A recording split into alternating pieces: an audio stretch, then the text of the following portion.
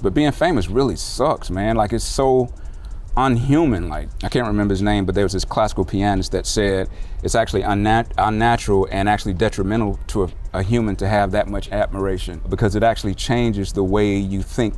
Andre turned down every invitation to celebrate. You didn't feel the urge or desire to?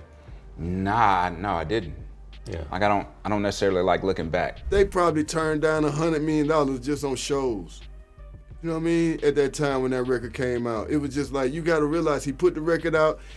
We in LA, they win 6 Grammys, and he went dark. Because everybody wanted him then, and he was just like, oh, nah.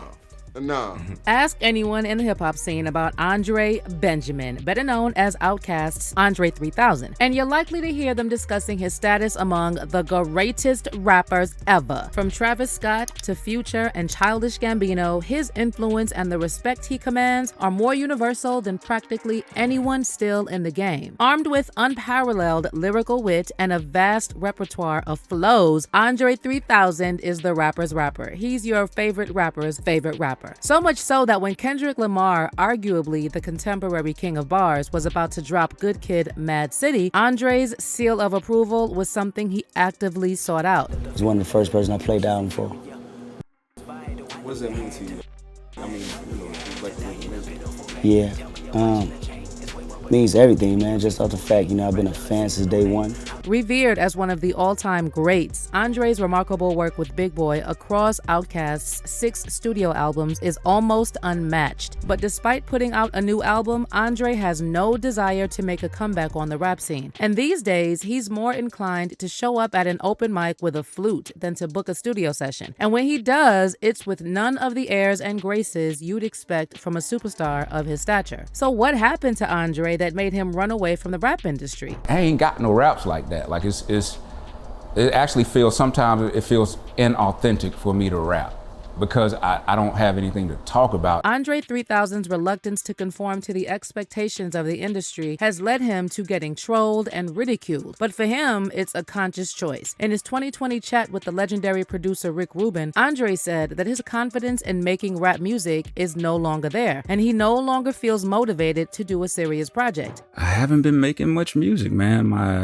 My focus is not there. My confidence is not there. I tinker a lot.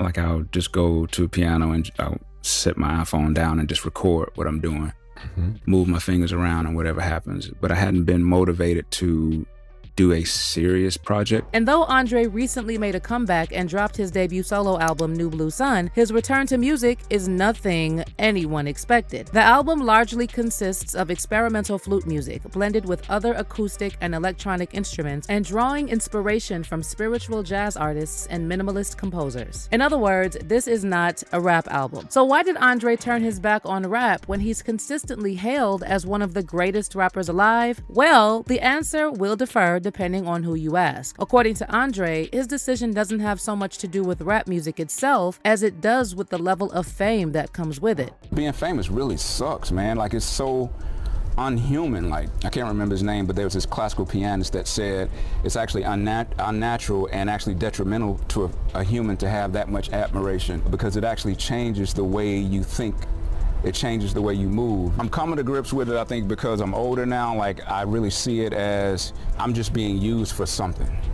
You know what I mean? And I'm happy that I'm being used in a greater scheme. Like, I kind of have looked at my whole career and looked at where I am now, and I kind of feel like I'm a catalyst kind of artist where I'll do a thing that I naturally do, and then, people see it, and then the reaction of that spawns other things to happen, you know what I mean? So I'm always watching, well, how am I being used? Like, what's happening? Like, what's going on right now, And you can't be mad at that. For Andre, the praise from other artists doesn't matter if he doesn't feel it internally. His evolving relationship with the art form that brought him acclaim has taken unexpected turns. In 2018, he revealed to GQ that music was no longer providing the solace and satisfaction it once did, leaving him searching for something to fill the void. The problem with being successful is that you can do whatever you do times 10, Andre said, and no one to stop you. You can easily go down the wrong path and you get into that that place, and the thing that brings you out is other people. Since Outkast disbanded, Andre has pursued various interests, from a failed high-end fashion debut with Benjamin Bixby to a canceled cartoon, Class of 3000. But despite setbacks, he cherishes the creative process and the lessons learned. He doesn't let failures define him, embracing the beauty of creating on his terms. What sets Andre apart is his focus on the importance of the work, not on acclaim or commercialism. He won't compromise his vision, as seen when he declined to conform to the clean album concept for Kanye West's Donda. Andre's desire to escape from the spotlight was so strong that, according to Big Gip, Outkast turned down insane amounts of money since they stopped touring consistently in the mid-2000s. For instance, Outkast turned down the offer to perform at the Super Bowl halftime show in 2015, with Big Boy explaining at the time that creative differences with Dr. Dre led them to pull out of the negotiations. "We were supposed to perform at the Super Bowl," Big Boy said. "We had two songs, The Way You Move and Hey Ya, and Dre didn't want to split the songs up. He didn't want to cut the songs. He wanted to do both songs. They was like, y'all can't do it." Outkast did get back together for a 20th anniversary tour in 2014, hitting up 40 festivals globally. But in an interview with The Fader that same year, Andre confessed he had some hesitations about going on tour. "I didn't want to do the tour," he said. "We hadn't performed in 10 years. It was old songs. I'm like, how am I going to present these songs? I don't have anything new to say." But there's another side to the story about Andre's animosity toward fame, and it allegedly has to do with all the negative attention he received over his personal life. As you probably know, Andre shares a son named Seven Sirius Benjamin with Erykah Badu. But it's not Erykah that sparked all the negative attention over Andre's love life. It's his relationships and rumored marriage with hip-hop journalist April Bombay, who was recently exposed for racially harassing Black women on social media. In January of last year, one social media user went viral after revealing that she had been receiving vile messages for nearly a year from an unknown number, and it allegedly started after she shared a photo of Andre on her IG. Someone texted this user a photo of Andre's rumored partner April and wrote, "This is the face of a real queen. This is the face of the woman who has the king of rap by her side as you dusty, jealous, hating African females envy the life of Mrs. April Benjamin." And then another man said the same thing happened to him when he posted Andre 3000 on his Instagram. He allegedly received an email saying, "Watch your BS. April is a queen. Stop posting her husband. Andre will never be gay, and he will never be your man, nor any of you city scoundrels. Jealous because of our culture and her being Asian. Pathetic." It's pathetic indeed that someone felt the need to send this kind of stuff to strangers. But is this just a deranged fan of Andre, or could it really be his wife sending these cringy messages? Well, it seems like a lot of fans are convinced that it's actually April responding to fans. One fan wrote on X, "Finding out Andre 3000 has a